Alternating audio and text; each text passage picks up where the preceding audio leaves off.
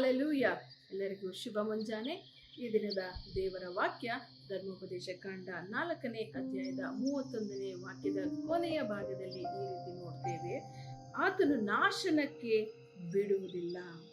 ಹೌದು ಪ್ರಿಯರೇ, ಇದಕ್ಕೆ ಮುಂಚಿತವಾಗಿ ದೇವರ ವಾಕ್ಯದಲ್ಲಿ ನಾವು ಕಾಣ್ತೇವೆ, ನಿಮ್ಮ ದೇವರಾದ ಯೆಹೋವನು ಕನಿಕರವುಳ್ಳ ದೇವರಾದುದರಿಂದ ಆತನು ನಿಮ್ಮನ್ನು ಅಲಕ್ಷ್ಯ ಮಾಡುವುದಿಲ್ಲ, ನಾಶನಕ್ಕೆ ಬಿಡುವುದಿಲ್ಲ.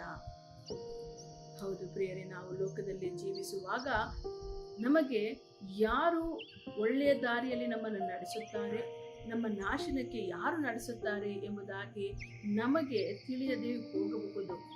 ಆದರೆ ನಾವು ಮನುಷ್ಯರಲ್ಲಿ ನಂಬಿಕೆ ಇಡುವುದಕ್ಕಿಂತ ಹೆಚ್ಚಿನದಾಗಿ ದೇವರಲ್ಲಿ ನಂಬಿಕೆ ಇಡುವಾಗ ಆತನು ನಮ್ಮನ್ನು ಎಂದೆಂದಿಗೂ ಕೂಡ ನಾಶನ ಮಾರ್ಗಕ್ಕೆ ಕಳಿಸದ ಹಾಗೆ ನಮ್ಮನ್ನು ದೇವರು ಉತ್ತಮ ಮಾರ್ಗದಲ್ಲಿ, ನಿತ್ಯ ಮಾರ್ಗದಲ್ಲಿ, ನಿತ್ಯವಾದ ಜೀವನಕ್ಕೆ ನಡೆಸುವಾತನಾಗಿದ್ದಾನೆ.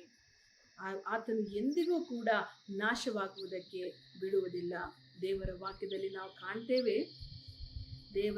ನಮ್ಮ ಮೇಲೆ ದೇವರು ಎಷ್ಟೋ ಪ್ರೀತಿಯನ್ನ ಇಟ್ಟು ಆತನ ಒಬ್ಬನೇ ಮಗನನ್ನ ಕಳಿಸಿಕೊಟ್ರು. ಆತನ ಉದ್ದೇಶ ಏನಾಗಿತ್ತಂದ್ರೆ, ನಾವು ಯಾರು ಕೂಡ ನಾಶನವಾಗಬಾರದು ಎಂಬುದಾಗಿ. ನಮ್ಮ ಜೀವಿತ ಎಂದಿಗೂ ಒಬ್ಬರ ಜೀವಿತವಾದರೂ ಕೂಡ ನಾಶವಾಗಬಾರದು ಎಂಬುವಂತಹ ಒಂದು ಯೋಜನೆಯೊಂದಿಗೆ ಯೇಸು ಕ್ರಿಸ್ತನನ್ನ ಈ ಲೋಕಕ್ಕೆ ಕಳಿಸಿಕೊಟ್ಟರು. ಆ ಯೇಸು ಕ್ರಿಸ್ತನ ಮೇಲೆ ಭರವಸವಿಡುವಂತಹ ನಾನು, ನೀವು, ಪ್ರತಿಯೊಬ್ಬೊಬ್ಬರು ಕೂಡ ನಾವು ನಾಶನಕ್ಕೆ ಹೋಗದ ಹಾಗೆ, ನಮ್ಮ ಜೀವಿತ ನಾಶವಾಗದ ಹಾಗೆ ನಿತ್ಯ ಜೀವಕ್ಕೆ ನಡೆಸುವಂತಹ ದೇವರು ನಮ್ಮ ದೇವರಾಗಿದ್ದಾರೆ. ಆದುದರಿಂದ ಆ ನಿತ್ಯವಾದ ದೇವರನ್ನ ನಾವು ಆರಾಧಿಸುತ್ತಾ ಈ ದಿನವನ್ನ ಪ್ರಾರಂಭ ಮಾಡೋಣ. ನೆನಪಿನಲ್ಲಿ ಇಟ್ಟುಕೊಳ್ಳ್ರಿ, ನಮ್ಮ ದೇವರು ನಿಮ್ಮನ್ನು ನಾಶನ ಮಾರ್ಗದಲ್ಲಿ ನಡೆಸುವಾತನಲ್ಲ. ಆತನು ಒಳ್ಳೆಯ ಕಾರ್ಯಕ್ಕೆ, ಆತನ ಒಳ್ಳೆಯ ಮಾರ್ಗಗಳಲ್ಲಿ, ಆತನ ಒಳ್ಳೆಯ ಆಲೋಚನೆಯಲ್ಲಿ ನಿಮ್ಮನ್ನು ನಡೆಸುತ್ತಾನೆ.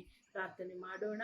ಸ್ತೋತ್ರ ಸ್ವಾಮಿ, ಅಪ್ಪ, ನಿಮ್ಮ ವಾಕ್ಯವು ಹೇಳಿರುವ ಹಾಗೆ ಈ ದಿನದಲ್ಲಿ ಈ ಕಾರ್ಯಕ್ರಮವನ್ನು ನೋಡುತ್ತಿರುವಂತಹ ನನ್ನ ಎಲ್ಲ ಸಹೋದರ ಸಹೋದರಿಯರ ಕರ್ತನೆ ಜೀವಿತದಲ್ಲಿ ಸ್ವಾಮಿ, ಯಾರು ಕೂಡ ನಾಶನಕ್ಕೆ ಈಡಾಗದ ಹಾಗೆ ಪ್ರತಿಯೊಬ್ಬೊಬ್ಬರನ್ನ ರಕ್ಷಿಸಿ, ಕಾಪಾಡಿ, ನಿತ್ಯವಾದ ಮಾರ್ಗದಲ್ಲಿ ನಡೆಸಿ, ನಿತ್ಯ ಜೀವವನ್ನ ಹೊಂದಿಕೊಳ್ಳುವಂತೆ ನೀವೆಲ್ಲರನ್ನ ಕರ್ತನೆ ಸಿದ್ಧಪಡಿಸಬೇಕಾಗಿ ಯೇಸು ಕ್ರಿಸ್ತನ ನಾಮದಲ್ಲಿ ಪ್ರಾರ್ಥಿಸಿ ಬೇಡಿ ಹೊಂದಿದ್ದೇವೆ ಕರ್ತನೆ, ಆಮೆನ್.